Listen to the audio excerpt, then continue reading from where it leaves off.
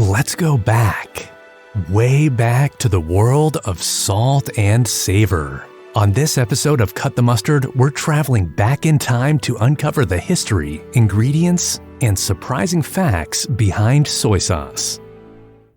Soy sauce, also known as shoyu, has been a staple in Asian cuisine for over 2,500 years. It's believed to have originated in China, where it was created by fermenting soybeans, wheat, salt, and water. The distinct flavor from soy sauce is created by using koji, later known as koji kin, which refers to any grain that has been inoculated with mold, in this case with Aspergillus oryzae. On a future episode, we'll dive into the koji craze sweeping across the foodie landscape.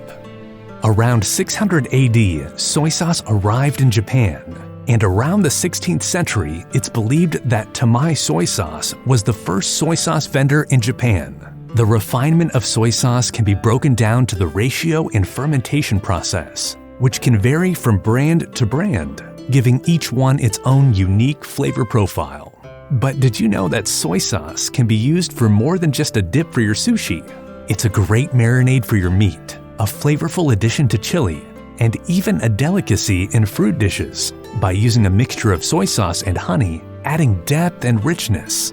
Before we wrap up this episode, you might be surprised to know that there's a type of soy sauce that is actually clear, not brown like traditional soy sauce. It's known as shiro shoyu and has a milder, sweeter flavor. It's made by fermenting soy sauce with less wheat and a shorter fermentation time. It becomes lighter and less saltier, and it's often used in sashimi because it doesn't overpower or discolor the fish.